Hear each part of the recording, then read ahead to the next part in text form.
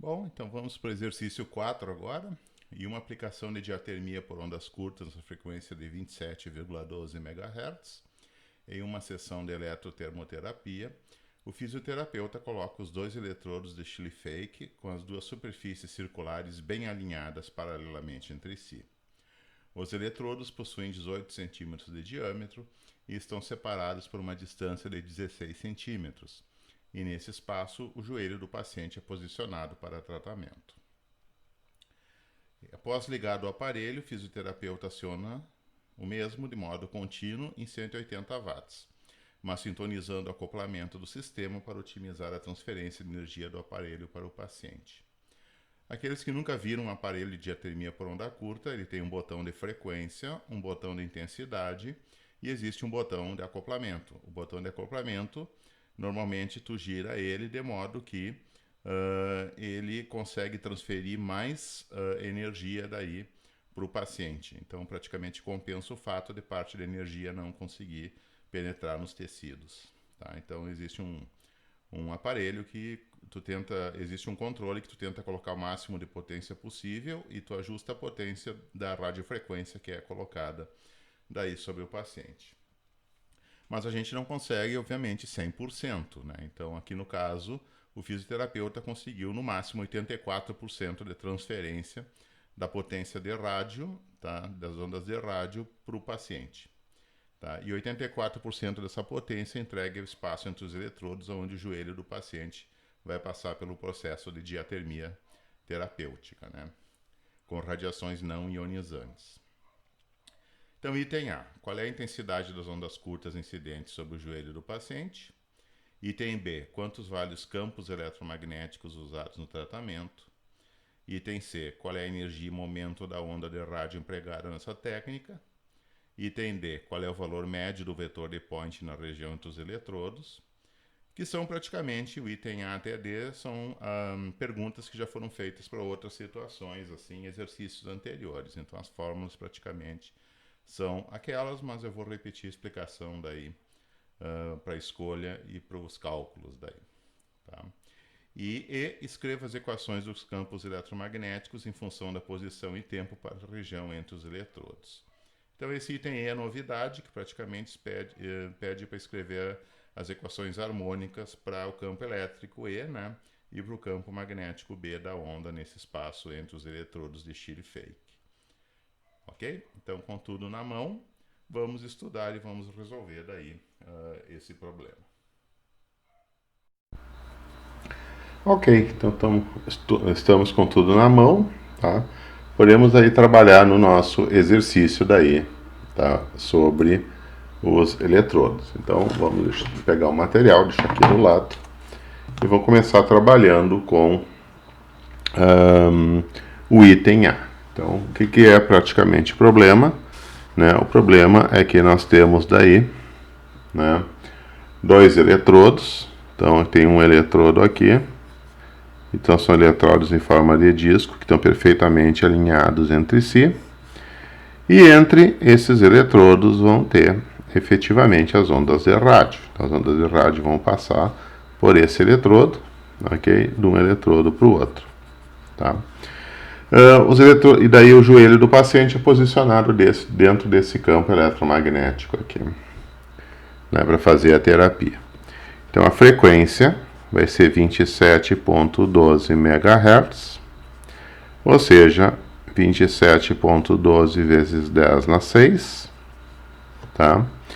Hertz, né? Então, se eu passar uma vírgula para cá, praticamente, né, eu tenho que aumentar uma unidade em cima. Se eu passar a vírgula para cá, diminui, né, o expoente da potência. Se eu passar, né, para a esquerda, aumenta. Então, isso aqui vai ser 2,712 vezes 10 na 7 Hz. Então, essa é a frequência.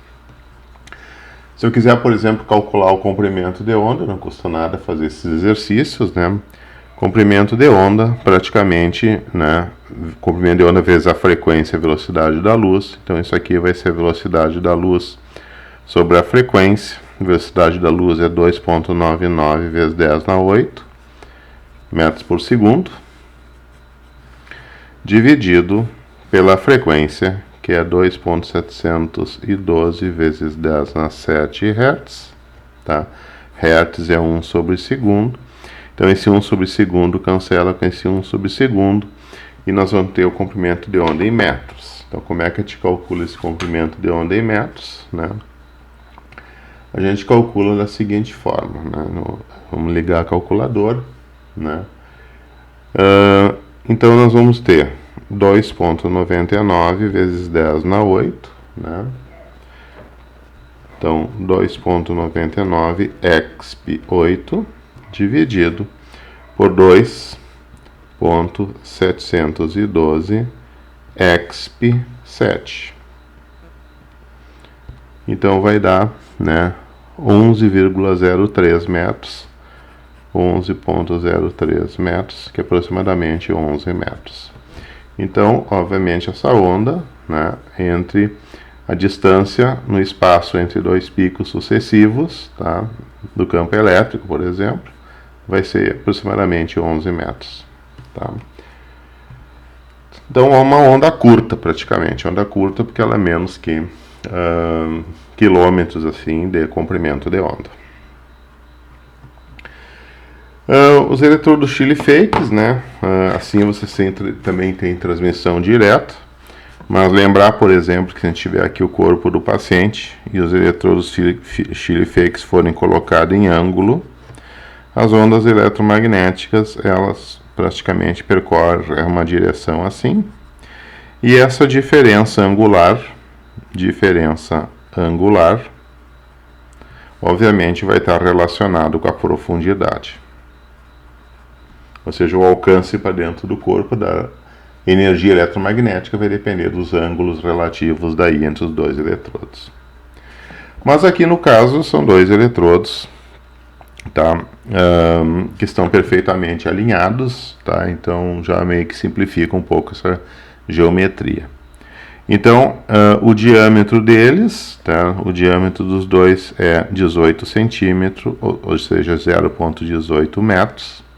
Tá? Isso também dá para escrever. Tá? E eles estão separados aí por uma distância, tá? Que é 16 centímetros, 0,16 metros. Ok?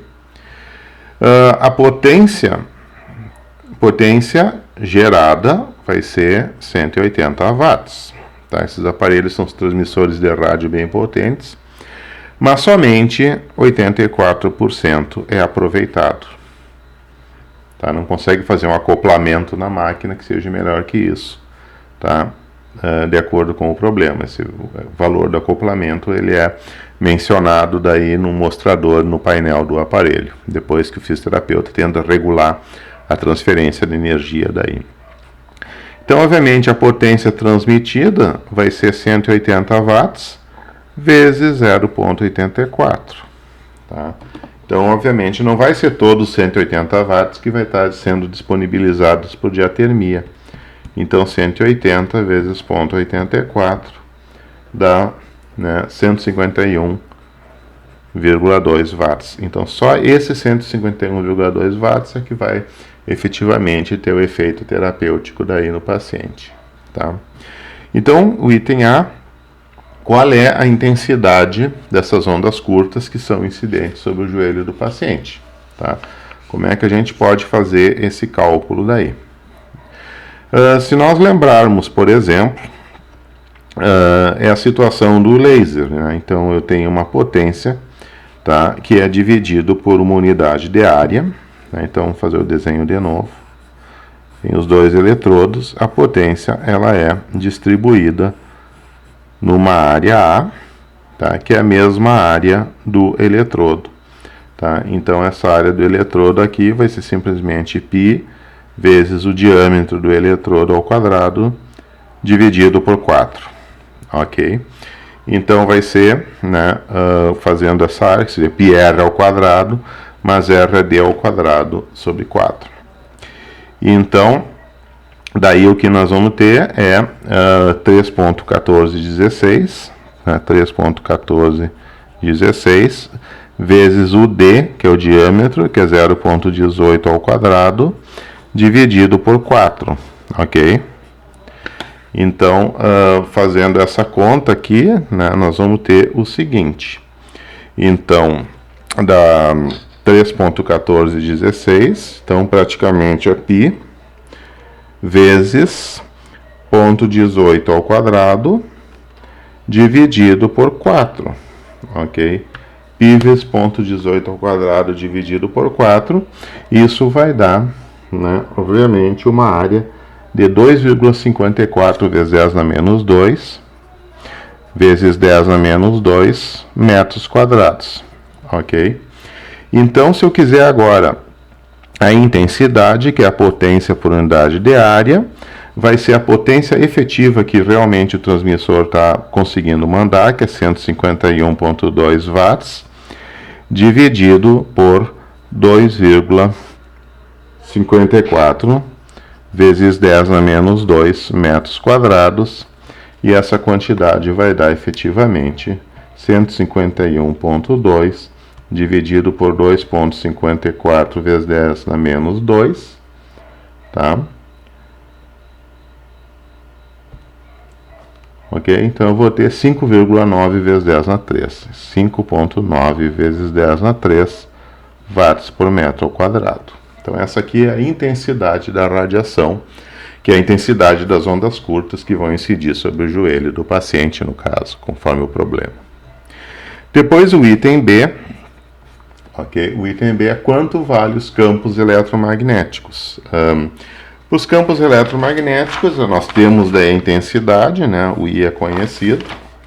Então é só olhar a fórmula daí do vetor point, como ele é definido, né? Em diferentes para diferentes configurações do que eu tenho aqui. Então eu posso escrever, né, começar pelo campo elétrico. Então a intensidade vai ser simplesmente o vetor de point médio, que seria E0y ao quadrado dividido por 2μ0c. Ok? Então daqui eu posso igualar que E0y, tá, vai ser 2μ0ic raiz quadrada de tudo isso. Tá? Vai ser essa raiz quadrada. Colocando agora os valores, eu tenho 2 vezes 4π vezes 10 na menos 7. Minha μ0 sempre é 4π vezes 10 na menos 7. Vezes a intensidade, que é 5,9 vezes 10 na 3, né? Sempre em watts por metro quadrado. E vezes c. C é a velocidade da luz, que é 2,99 vezes 10 na 8 metros por segundo. E simplesmente é a raiz quadrada de tudo isso. Tá? Então, lembrar que nós temos daí números grandes, né? Então, quando nós temos números grandes, a gente pode usar a calculadora e tem que abrir uns parênteses daí para facilitar a vida. Tá? Então, vamos ver como que nós colocamos daí, né? Vamos colocar calculadora aqui do lado para aprender de novo, né, revisar de como que são inseridos daí esses números daí na máquina de calcular, ok? Então, eu tenho aqui uma raiz quadrada, então obviamente tem que começar com uma raiz quadrada. Procurando o botão da raiz quadrada, nós temos esse botão aqui. Então, pressiona ele, já vai aparecer a raiz quadrada aqui. E a gente abre um parênteses para poder colocar todos os números. Então, 2 vezes π, né? O π é esse número em azul que está aqui embaixo, né? Em cima da tecla exp. Então, a gente aperta Shift e π para ele poder entrar com o valor de π que é acumulado na memória da máquina. Tá? Vezes 4exp menos 7. Então, isso aqui já é o 4π vezes 10 a menos 7. Vezes o quê? 5,9 exp3, que é 5,9 vezes 10 na 3, vezes 2,99 vezes 10 na 8. E fecha o parênteses. O que a gente pode fazer é dar uma olhada assim, né, no mostrador e verificar se está tudo correto. Então, aparentemente está tudo certo aqui, né? E agora é só apertar a tecla igual, que vai dar então 2,106 vezes 10 na 3, né, Newton por Coulomb. Tá? Então, um valor aqui de campo mais ou menos considerável, né? São campos aí na ordem de 1000 vezes 1000 newton por coulomb, né? Então, um campo elétrico praticamente alto, né? Então, esse é o campo elétrico. Se eu quiser agora determinar o campo magnético, né? Aquela mesma norma de sempre, que o campo elétrico na direção y dividido pelo campo magnético na direção z é igual à velocidade da luz. Então, trocando esses dois de lugar, eu vou ter aqui o campo na direção z, vai ser simplesmente o campo na direção y sobre a velocidade da luz. Ou seja, vai ser o 2,106 vezes 10 na 3, dividido por 2,99 vezes 10 na 8. Tá? Tudo em metros por segundo. Tá? Então, o BZ vai ser dado pelo quê? Vai ser dado por 2,106 vezes 10 na 3, tá? Dividido por 2,99 vezes 10, que é exp, 8. Tá? Então, isso aqui vai dar 7,043 vezes 10 a menos 6 Tesla. O 10 a menos 6 é 1 micro. Tá? Se fosse 10 a menos 9, seria 1 nano. E se fosse 10 a menos 3, seria 1 mili. Tá? Então, a gente pode escrever aqui B, na componente Z, vai ter uma amplitude de 7, vamos colocar aproximadamente, né?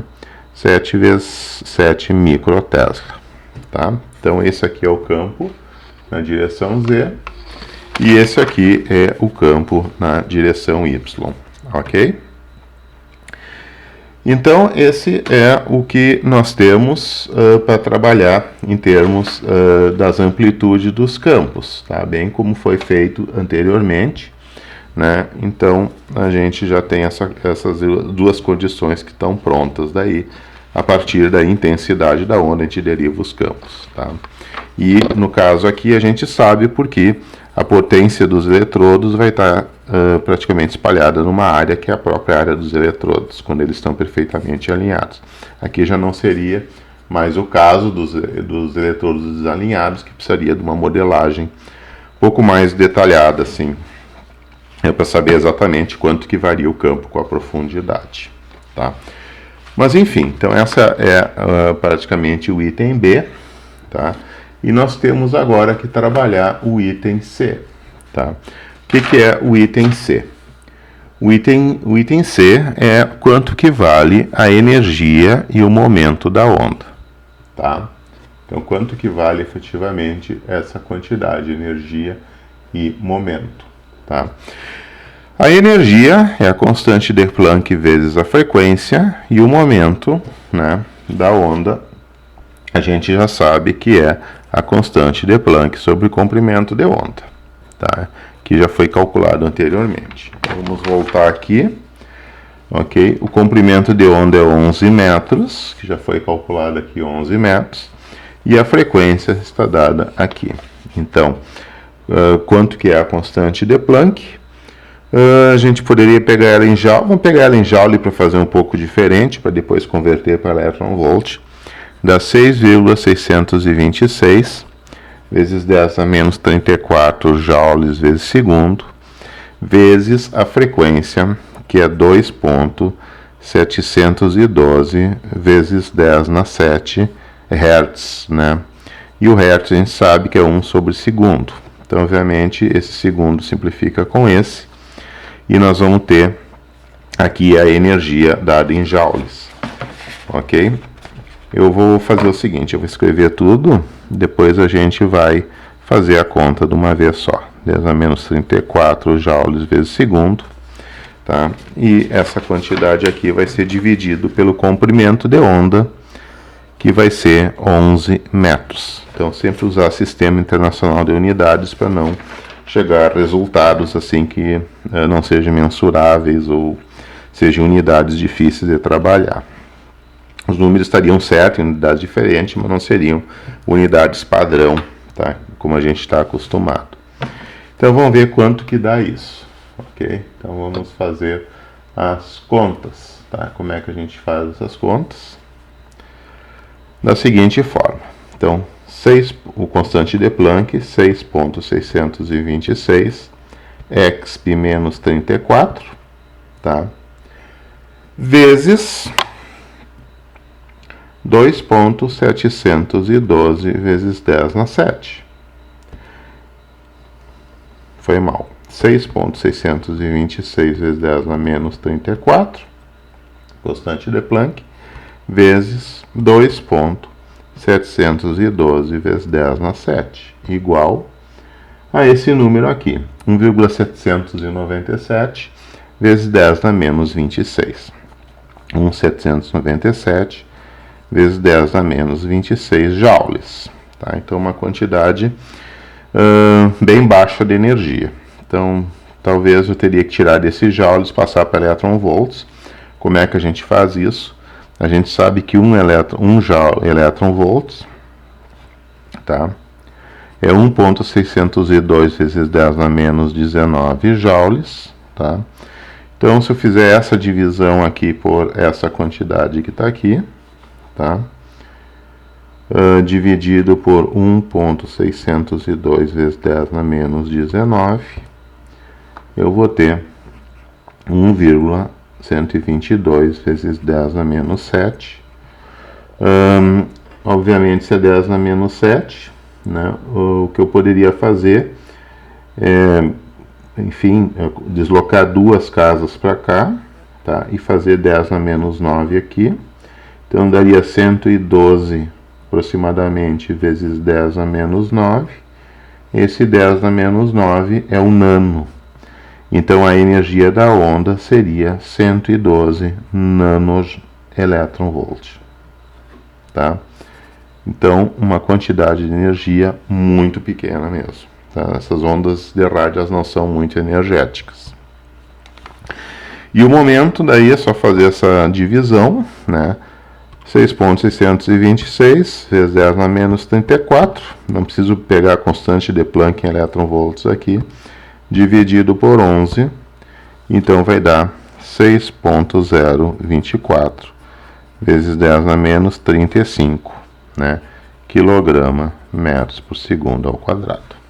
Tá? Então, esse é o momento e essa é a energia. Tá? Então, muito pouco realmente, considerando que é uma onda curta, então tem pouco momento, pouca energia também. Ok? Então, isso praticamente resolve daí essa parte C do exercício, né?